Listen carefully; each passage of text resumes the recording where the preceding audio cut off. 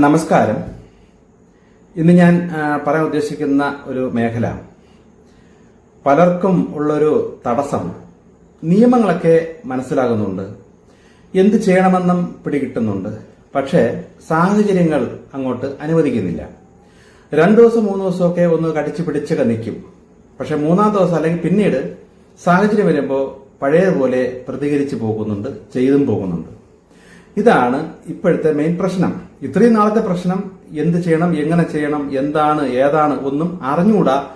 ഓരോരുത്തർ ഓരോന്ന് പറയുന്നു, അതനുസരിച്ച് അങ്ങോട്ടും ഇങ്ങോട്ടൊക്കെ ഓടി നടക്കുന്നു, പല കാര്യങ്ങൾ ചെയ്തു നോക്കുന്നു. പക്ഷെ ഇപ്പൊ കാര്യങ്ങൾ ഏതാണ്ട് മനസ്സിലായി, ആത്മാവ് അകത്ത് സംതൃപ്തിയിലാണ്, ഇതൊക്കെയാണ് ശരിയെന്ന് തിരിച്ചറിയുന്നുണ്ട്. പക്ഷെ പ്രവർത്തിച്ച് കൊണ്ടുവരാൻ പറ്റുന്നില്ല. എത്ര നോക്കിയിട്ടും സാധിക്കുന്നില്ല. ഇപ്പൊ ഞാൻ പറഞ്ഞതുപോലെ ഒരുപാട് തടസ്സങ്ങളുണ്ട്, ചിലപ്പോൾ ഒരുപാട് പ്രശ്നങ്ങളിൽ മുഴുകി നിൽക്കുന്ന ഒരു വ്യക്തിയാണ്. വീടുകളിലാണെങ്കിലും എവിടെയാണെങ്കിലും സ്ത്രീകളാണെങ്കിൽ അവർക്ക് ഭർത്താവുള്ളപ്പോൾ ഭർത്താവിനെ ധിക്കരിച്ചും കൊണ്ടും പ്രത്യേകിച്ച് ഒന്നും ചെയ്യാൻ കഴിയില്ല. അവർക്ക് ദൈവത്തോട് പ്രാർത്ഥിക്കാനേ വകുപ്പുള്ളൂ.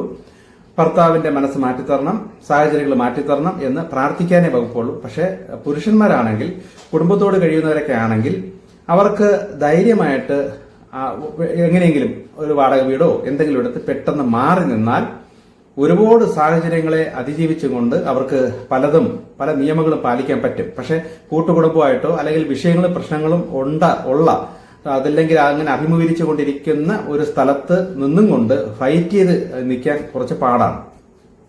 ഇത് ആദ്യം ശ്രദ്ധിക്കേണ്ട മെയിൻ ഒരു കാര്യമാണ്. മാക്സിമം നമുക്ക് മാറി താമസിക്കാൻ പറ്റുമെങ്കിൽ അത്രയും നല്ലത്. ഇനി അടുത്ത ചെയ്യേണ്ട മെയിൻ കാര്യം, നമ്മൾ നിയമം പാലിക്കുമ്പോൾ നമ്മൾ എന്താണെങ്കിലും തെറ്റ് കാണുമ്പോൾ പ്രതികരിക്കും.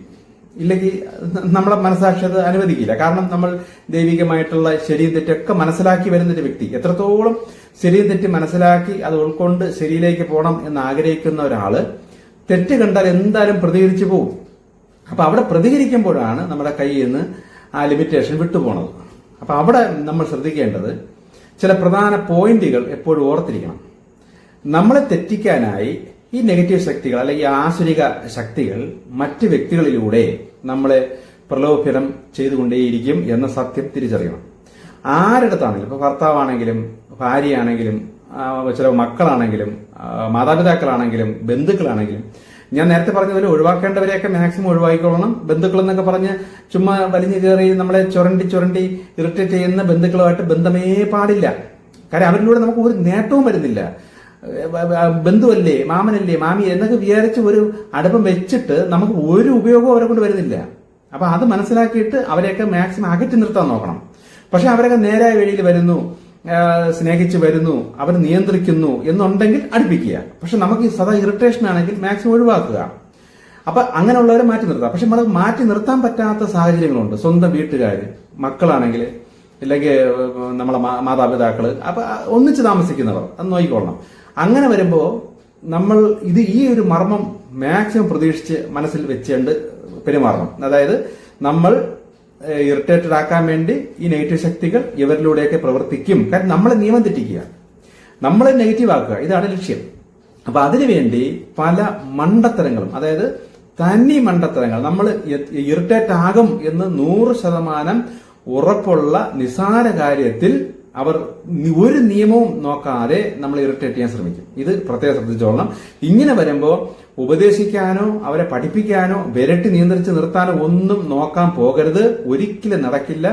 ആ പ്രവൃത്തി നടത്തിക്കൊണ്ടിരിക്കുന്ന സമയത്ത് അവരുടെ തലച്ചോർ നെഗറ്റീവ് ശക്തികളുടെ കയ്യിലാണ്. കാരണം നമുക്കിനറിയാം, ഇവർ പറയുന്നതിൽ ഒരു തിയറിയില്ല, അല്ലെങ്കിൽ ഒരു അടിസ്ഥാനവും ഇല്ല, ഒരു നീതി ന്യായം ഒന്നും നോക്കിയല്ല ഇവർ ഇങ്ങനെ പറയുകയും പ്രവർത്തിക്കുകയും ചെയ്യുന്നത് നമുക്ക് മനസ്സിലാകുമ്പോൾ സ്വാഭാവികമായിട്ട് നമ്മൾ അവിടെ നീതി അല്ലെങ്കിൽ സത്യസന്ധത ഒന്നും ഇല്ലാത്തത് കാരണം നമ്മൾ ഇളകിപ്പോവും, നമ്മൾ തീയായി പോവും. അപ്പൊ ഇപ്പൊ ആ ഒരു അവസരത്തിലാണ് നമ്മൾ ഒരുപാട് തെറ്റുകൾ ചെയ്തു പോകുന്നത്. അപ്പൊ നിയമം തെറ്റുന്നു. അപ്പം ഈ നെഗറ്റീവ് ശക്തി അവരുടെ തലച്ചോറിൽ നിന്ന് പിടിവിടുകയും നെഗറ്റീവ് ശക്തികൾ, അസുര ശക്തികൾ മാറി നിന്ന് നമ്മൾ നോക്കി ചിരിക്കുകയും ചെയ്യുന്നു എന്ന് വിശ്വസിച്ചോളണം, എന്ന് മനസ്സിലാക്കിക്കൊള്ളണം. അപ്പൊ അങ്ങനെ വരുന്ന അവസരങ്ങളിൽ നമ്മുടെ മനസ്സിൽ തന്നെ നമ്മൾ മനസ്സിലാക്കിക്കൊള്ളണം, ഇത് ഇവരിലൂടെ ഈ നെഗറ്റീവ് ശക്തികളാണ് ഇങ്ങനെ പെരുമാറുന്നതെന്ന് മനസ്സിലാക്കിയിട്ട് നിയന്ത്രിക്കാൻ പഠിക്കണം. അല്ലാതെ ഒരിക്കലും അനീതിക്കെതിരെ എനിക്ക് ശബ്ദിച്ചു പോകുന്നു എന്ന് ചിന്തിക്കരുത്. എന്നെ പലരും വിളിക്കുമ്പോൾ അവർ പറയുന്നത് 2-3 ദിവസം അല്ലെങ്കിൽ കുറച്ച് ദിവസം നിയന്ത്രിച്ചിരിക്കുമ്പോൾ അവരുടെ അമ്മ അല്ലെങ്കിൽ മറ്റു വീട്ടിലുള്ളവര് യാതൊരു ഇതുമില്ലാതെ മനഃപൂർവ്വം ഇങ്ങനെ കാണിക്കുന്നു. അപ്പൊ അത് കാണുമ്പോൾ ശരിക്കും ചിലപ്പോൾ ഞാൻ വയലന്റ് ആകും, ചിലപ്പോൾ വല്ല ചീത്തയൊക്കെ വിളിച്ച് പറയാറുണ്ട്. കാരണം തെറ്റവരുടെ ഭാഗത്തല്ലേ, അപ്പൊ അവർ തെറ്റ് ചെയ്തുകൊണ്ടല്ലേ എനിക്കിത് പറയേണ്ടി വന്നത്. അപ്പൊ ദൈവത്തിന്റെ കണ്ണിൽ നോക്കുമ്പോൾ എന്റെ ഭാഗത്ത് ന്യായമുണ്ടല്ലോ.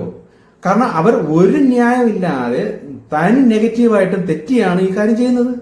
അപ്പൊ ഞാൻ ആ സമയത്ത് അവരെ വിരട്ടുകയും ചീത്ത വിളിക്കുകയൊക്കെ ചെയ്യുമ്പോൾ ശരിക്കും എന്റെ ഭാഗത്തല്ലേ ന്യായം. ഇങ്ങനെ ചിലത് ധരിക്കുന്നുണ്ട്, എന്റെ അടുത്ത് ചോദിക്കുകയും ചെയ്യുന്നുണ്ട്. അവിടെ നമ്മുടെ ഭാഗത്ത് ന്യായം ഇല്ല.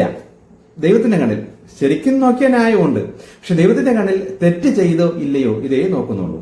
അപ്പൊ ഇത് നമ്മൾ മനസ്സിലാക്കണം. നമ്മളെ അന്യായം പ്രകടിപ്പിക്കാൻ അല്ലെ പ്രവർത്തിപ്പിക്കാൻ, ദൈവത്തിന്റെ മുന്നിൽ നമ്മളെ നെഗറ്റീവ് ആക്കാനായിട്ട് ഒരു ന്യായമില്ലാത്ത ലെവലിൽ മറ്റുള്ളവരിലൂടെ പ്രവർത്തികൾ വരും എന്ന സത്യം തിരിച്ചറിയണം.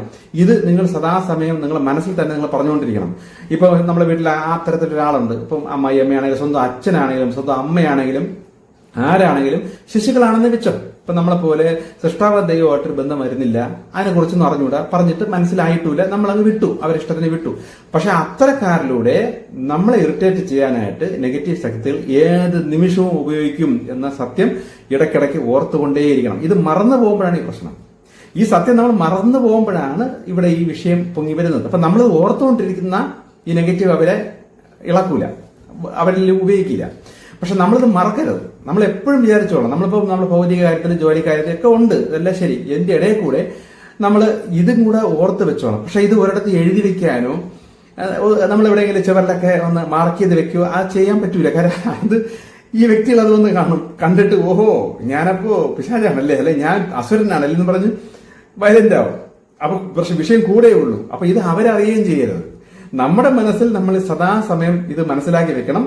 ശിശുക്കളായിട്ടുള്ള ആ ലെവലിലുള്ള ആരെങ്കിലും വീട്ടിലുണ്ടെങ്കിൽ അവരിലൂടെ മാക്സിമം നമ്മളെ തെറ്റിക്കാനായിട്ട്, നമ്മളെ നെഗറ്റീവ് ആക്കാനായിട്ട് ഇവർ പ്രവർത്തിക്കും എന്ന് ഇടയ്ക്കിടയ്ക്ക് ഓർക്കണം. രാവിലെ ആകുമ്പോഴും ഓർക്കണം, വീട്ടിലോട്ട് ഇപ്പൊ ജോലി സ്ഥലത്ത് പോകുമ്പോഴും ഒക്കെ ഓർത്തോളൂ. ഇതൊരു ടിപ്പാണ് ഞാൻ പറഞ്ഞു തരുന്നത്. മാക്സിമം ജയിക്കരുത്. ഇതും നിങ്ങൾ ശ്രമിച്ചാലേ ഇത് പറ്റുള്ളൂ. ഇത് കേട്ട ഉടനെ നാളെ മുതൽ ഇങ്ങനെയെന്ന് ചിന്തിക്കരുത്. നമ്മൾ മറന്നു പോവും. കാരണം നമ്മൾ ഇന്നലെ വരെ ഇല്ലാത്തൊരു പുതിയൊരു വഴക്കമാണ്. അപ്പൊ നമ്മളത് സ്ഥിരം ചിന്തിച്ച് വരുമ്പോൾ നമ്മുടെ ജീവിതത്തിന്റെ ഭാഗമായിട്ട് സദാസമയം ഈ ഒരു ബോധം നമുക്ക് വരും. ഇത് ആദ്യം പ്രാക്ടീസ് ചെയ്ത് വെക്കുക. ജോലി സ്ഥലത്ത് പോകുമ്പോഴൊക്കെ നമ്മളെ കാട്ടി സുപ്പീരിയർ ഉദ്യോഗസ്ഥനായിരിക്കാം, ചീഫായിരിക്കും, പക്ഷെ ശിശു ആയിരിക്കും. ഏതെങ്കിലും പ്രതിമയിലൊക്കെ പോയി കമന്ന് തൊഴുത് അത്രയും വളർച്ച ഉള്ളൂ എങ്കിൽ മനസ്സിലാക്കിക്കൊള്ളണം, നമ്മളെ ഇറിറ്റേറ്റ് ചെയ്യാൻ വേണ്ടി ഒരു ന്യായമില്ലാതെ അവരിലൂടെ പ്രവർത്തിക്കും എന്ന് മനസ്സിലാക്കിക്കൊള്ളണം. അപ്പൊ ഇത് എവിടെ നിന്ന് വേണോ കിട്ടും. ഇത് എപ്പോഴും നമ്മുടെ മനസ്സിലുണ്ടായിരിക്കണം. അപ്പൊ അങ്ങനെ വരുമ്പോ നമുക്കവിടെ ഒരു ന്യായം വേണ്ടേ? അപ്പൊ നമ്മളെന്നും ഇത് അനുഭവിക്കാനാണോ വിധി? ഇങ്ങനെ അടുത്തൊരു ചോദ്യം വരും. ഇവിടെയാണ് ദൈവത്തിന്റെ അടുത്തൊരു പ്രവൃത്തി. അതായത് നമ്മൾ അവരെ ഈ നെഗറ്റീവായി നമ്മൾ മാറിയിരുന്നാൽ മതി. അപ്പൊ അതിന് വേണ്ടിയിട്ട് നമ്മൾ ഈ തത്വം മനസ്സിലാക്കി ഇടയ്ക്കിടയ്ക്ക് മനസ്സിലാക്കി നമ്മൾ മാക്സിമം ചിരിച്ചുകൊണ്ടിരിക്കണം. നമ്മൾ ഒഴിഞ്ഞ് നമ്മൾ ഇളവയെ ഇപ്പൊ ഉള്ളിൽ ദേഷ്യം വന്നാലും നിയന്ത്രിച്ചോളണം. ഇപ്പൊ നമ്മളെ മനസ്സിൽ ചിന്തിക്കേണ്ടതാണ്, ഓ ഈ പിശാച് അല്ലെങ്കിൽ ഈ അസുരൻ എന്നായിട്ട് ഇളക്കാൻ വേണ്ടി ഇതാ തുടങ്ങി എന്ന് മനസ്സിൽ വിചാരിച്ചോളണം. എന്നിട്ട് നമ്മളങ്ങ് ക്ഷമിച്ചാൽ ഈ വ്യക്തിയെ ദൈവത്തിന്റെ പോസിറ്റീവ് ശക്തികൾ നിയന്ത്രിച്ചു കൊള്ളും. കാരണം നമ്മൾ നിയമം പാലിച്ചു. അതാണ് പോയിന്റ്. നമ്മൾ നിയമം തെറ്റിയാൽ അവിടെ ദൈവത്തിന് അല്ലെങ്കിൽ ദൈവത്തിന് നമ്മളെ സഹായിക്കാൻ നിൽക്കുന്ന ശക്തികൾക്ക് പ്രവർത്തിക്കാൻ പറ്റില്ല. കാരണം നമ്മളും തെറ്റി അവരും തെറ്റി. അപ്പം ന്യൂട്രലായി. നമ്മളവിടെ നിയന്ത്രിച്ച് നമ്മൾ അവരെ അനാവശ്യം പറയുകയോ അല്ലെങ്കിൽ എന്തു പ്രതികരിക്കും ഒന്നിനും പോവാതെ ചിരിച്ചുകൊണ്ട് ആ ശരി എന്നെ സമ്മതിച്ചു കൊടുക്കണം. ഇപ്പൊ ഞാൻ തന്നെ എന്നെ ആരെങ്കിലും വല്ലതും പറഞ്ഞ് കറക്റ്റ് അങ്ങനെ തന്നെയാണ്, ഓക്കെ ശരി, നീ നിനക്കത് മനസ്സിലായി, ഞാൻ വിട്ടുകളയും. പക്ഷെ നമ്മുടെ ഉള്ളിൽ തോന്നും, അയ്യോ അങ്ങനെ പറഞ്ഞാൽ പക്ഷെ അത് നമ്മൾ തോറ്റുപോയില്ലേ, നമ്മളങ്ങ് തോറ്റുപോകണമെന്ന് തുല്യമില്ലേ നമുക്ക് തോന്നും. തോറ്റു കൊടുക്കണമെന്നും. നമ്മളങ്ങനെ തോറ്റു കൊടുക്കുമ്പോൾ നമ്മൾ പോസിറ്റീവ് ആവുകയാണ്. കാരണം നമ്മുടെ ഭാഗത്ത് തെറ്റ് പറ്റുന്നില്ല, നമ്മളവിടെ നെഗറ്റീവ് ആകുന്നില്ല. അപ്പൊ അങ്ങനെ വരുമ്പോൾ അവരിലൂടെ അവർക്ക് ചില മാറ്റങ്ങൾ അല്ലെങ്കിൽ അവർക്കുള്ള ശിക്ഷ ദൈവത്തിന്റെ മറ്റു ശക്തികൾ, ദൈവത്തിന്റെ ശിക്ഷയുടെ ശക്തികളുണ്ടല്ലോ, അവരിലൂടെ അവർക്ക് അതിനുള്ള ശിക്ഷ കിട്ടുകയും ഈ ശിക്ഷ കിട്ടുന്ന സമയത്ത് അവർക്കത് ബോധം വരികയും ചിലപ്പോൾ അവർ ചിന്തിക്കും, ഈ വ്യക്തി പ്രാഗിയുണ്ടായിരിക്കും നമുക്ക് ഇങ്ങനെ പറ്റിയത് എന്ന് 1-2 പ്രാവശ്യം ആകുമ്പോൾ അവർ തന്നെ ഈ പരിപാടി തന്നെ നിർത്തിക്കോളും. അതേസമയം നമ്മൾ പ്രതികരിച്ച് അവരെ നന്നാക്കാനോ അല്ലെങ്കിൽ വെട്ടൊന്നിന് മുറി 2 എന്നൊക്കെ പറയുന്ന പോലെ പകരത്തിന് പകരം ചെയ്യാൻ പോയി കഴിഞ്ഞാൽ അവിടെ ദൈവിക ശക്തികൾ നമുക്ക് വേണ്ടി ചെയ്യാൻ കഴിയില്ല. നമ്മൾ ക്ഷമിച്ചു കൊടുത്തിട്ട് നമ്മൾ മിണ്ടാതെ നിന്ന് കൊടുത്താൽ നമ്മൾ പോസിറ്റീവാകും, ദൈവത്തിന്റെ നിയമങ്ങളും പാലിച്ചു, നമുക്ക് വേണ്ടി മറ്റു ശക്തികൾ പ്രവർത്തിക്കുകയും ചെയ്യും. മാത്രമല്ല, ഇത്തരക്കാർക്ക് വേണ്ടി നമ്മുടെ കുടുംബത്തിലുള്ളവരായിരിക്കാം, ഇല്ലെങ്കിൽ നമ്മുടെ കൂടെ ജോലി ചെയ്യുന്നവരായിരിക്കും, എന്തായാലും നമുക്ക് ഈ സാഹചര്യം അതാണ്. ഇപ്പൊ ഇവരെ നമ്മൾ ഒഴിവാക്കി പോകാൻ പറ്റൂല, കാരണം നമുക്ക് അവിടെ ആ സാഹചര്യത്തിൽ ജീവിച്ചാലേ പറ്റുള്ളൂ. അപ്പൊ ഇവർക്ക് വേണ്ടി നമ്മൾ സദാ പ്രാർത്ഥിച്ചുകൊണ്ടേയിരിക്കണം. ദൈവമേ, ഇവർക്ക് തക്ക ശിക്ഷകളോ ചെറിയ അനുഭവങ്ങളോ നൽകി അവർക്കും ബോധം വരുത്തണേ, അല്ലാതെ അവരെ നശിപ്പിച്ച് കളയണമെന്നല്ല. കാരണം നമുക്ക് വേണ്ടപ്പെട്ടവരാണ്, അവരുണ്ടെങ്കിലേ നമ്മളും ഉള്ളൂ. പക്ഷെ അവർക്ക് ഈ ബോധം വർക്കാവുന്നില്ല. അവർ ഈ നെഗറ്റീവ്സിന്റെ പ്രലോഭനത്തിൽ അവർ വീണ് പോകുന്നുണ്ട്. അപ്പൊ അവരത് ചിന്തിക്കുന്നില്ല. ചിലപ്പോൾ എല്ലാം കഴിഞ്ഞ് നമ്മൾ മാറിപ്പോയതിനു ശേഷം അവർക്ക് ആലോചിക്കുമ്പോൾ പക്ഷെ ഞാൻ എന്തിനെ അങ്ങനെ പറഞ്ഞു, എന്റെ ആവശ്യമില്ലായിരുന്നു, പിന്നെ അവർക്ക് ബോധം വരുമായിരിക്കാം. പക്ഷെ ആ സമയത്ത് കണ്ട നെഗറ്റീവ് കയറി അവർ ഉപയോഗിക്കുന്നത് കണ്ട. അപ്പൊ അതിനെതിരെ നമ്മൾ പ്രാർത്ഥിക്കണം. അവർക്കും ഈ തത്വങ്ങളും ഈ സത്യങ്ങളും തിരിച്ചറിവ് വരണം, അവർക്കും ബോധം വരണം. നമ്മളെപ്പോലെ ആ സൃഷ്ടാവാന്തയോട്ടൊരു ബന്ധം വരണം. നമ്മൾ മനസ്സിലാക്കിയതുപോലെ കാര്യങ്ങൾ അവർക്ക് മനസ്സിലാക്കാൻ പറ്റണം. കാരണം നമ്മൾ ഉപദേശിച്ചാൽ ഒരിക്കലും മനസ്സിലാക്കാൻ പോകുന്നില്ല. കാരണം അവരുടെ മനസ്സോ അവരുടെ ആത്മീയ വളർച്ചയൊന്നും നമ്മുടെ കയ്യിലല്ല. അത് ദൈവം വിചാരിക്കണം, അല്ലെ മറ്റ് പോസിറ്റീവ് ശക്തികൾ, അവരെ നിയന്ത്രിക്കുന്ന ശക്തികൾ അത് വിചാരിക്കണം. പക്ഷെ അത് വിചാരിക്കണമെങ്കിൽ നമ്മൾ ദൈവത്തോട് പ്രാർത്ഥിക്കണം. ഇതാണ് മറ്റുള്ളവർക്ക് വേണ്ടി നമ്മൾ പ്രാർത്ഥിക്കുക എന്ന് പറയുന്നതിന്റെ അർത്ഥം. അല്ലാതെ അവരുടെ പ്രശ്നം മാറ്റി കൊടുക്കണേ, അവരുടെ പ്രശ്നം മാറ്റി കൊടുക്കണേ എന്നല്ല പ്രാർത്ഥിക്കേണ്ടത്. മറ്റുള്ളവർക്ക് വേണ്ടി അവരും കൂടി ദൈവിക വഴിയിലേക്ക് അല്ലെങ്കിൽ ഇങ്ങനെയുള്ള ബോധതലത്തിലേക്ക് അവർ ഉയർന്നു വരണേ എന്ന് നമ്മൾ പ്രാർത്ഥിച്ചാലേ അവരെ കൂടെ നിൽക്കുന്ന നമുക്കും ഒരു മനസമാധാനവും നമുക്കും മാക്സിമം പോസിറ്റീവായി ജീവിക്കാൻ കഴിയുള്ളൂ എന്ന സത്യവും കൂടി മനസ്സിലാക്കണം. ഇങ്ങനെ നിങ്ങൾ പ്രാർത്ഥിക്കുമ്പോൾ നിങ്ങളുടെ ഭാഗം കറക്റ്റ് ആയിരിക്കണം എന്നുള്ളത് ആദ്യം ശ്രദ്ധിച്ചോളണം. കാരണം നമ്മുടെ ഭാഗത്ത് തെറ്റുകൾ വെച്ചുകയോ അല്ലെങ്കിൽ നമ്മുടെ ഭാഗത്താണ് അന്യായമെങ്കിൽ നമ്മൾ അവരെ മാറ്റിത്തരണേ അവർക്ക് ബോധം വരുത്തണേ എന്ന് പ്രാർത്ഥിച്ചിട്ട് കാര്യമില്ല. കാരണം നമ്മുടെ ഭാഗത്താണല്ലോ തെറ്റ്. അപ്പൊ നമ്മൾ വേണം ആദ്യം ബോധം വരേണ്ടത്. പക്ഷെ നമ്മുടെ ഭാഗത്താണ് 100% ന്യായവും. പക്ഷേ ഈ രീതിയിലാണ് മറ്റുള്ളവരുടെ പ്രവൃത്തിയെങ്കിൽ നിങ്ങളുടെ പ്രാർത്ഥനയ്ക്ക് ഫലം ഉണ്ടായിരിക്കും. നിങ്ങൾ അവിടെ ക്ഷമിച്ചും കൊണ്ട് ഈ രീതിയിൽ പ്രവർത്തിച്ചു നോക്കിയാൽ ഓരോ ദിവസം കഴിയുന്തോറും അവരിൽ ചെറിയ ചെറിയ മാറ്റങ്ങൾ വരുന്നത് നിങ്ങൾക്ക് അനുഭവിച്ച് മനസ്സിലാക്കാം. പെട്ടെന്നൊരു മാറ്റം പ്രതീക്ഷിക്കരുത്. കാരണം നമുക്ക് ഈ നിയന്ത്രണം വരുമോ എന്നുള്ളത് ഒത്തിരി സംശയമാണ്. നമ്മൾ എത്രത്തോളം നിയന്ത്രിക്കുകയും നമ്മൾ എത്രത്തോളം പോസിറ്റീവ് ആയിക്കൊണ്ടിരിക്കുകയും ചെയ്യാൻ മറുഭാഗത്ത് നമ്മുടെ പ്രാർത്ഥനയുടെ റിസൾട്ട് അതനുസരിച്ച് അവിടെ നടക്കുന്നത് മനസ്സിലാവും. ഇത് പല രീതിയിലും പലരുടെയും അനുഭവത്തിൽ നിന്ന് എനിക്കത് 100% ഉറപ്പായ ഒരു കാര്യമാണ്. നിങ്ങളിത് ചെയ്തു നോക്ക്. എന്നിട്ട് ദിവസങ്ങൾക്കുള്ളിൽ അതിന്റെ റിസൾട്ട് നിങ്ങൾ തന്നെ അനുഭവിച്ച് മനസ്സിലാക്കുക. ഓക്കെ, ഇനി ചില കാര്യങ്ങളൊക്കെ അടുത്തത്.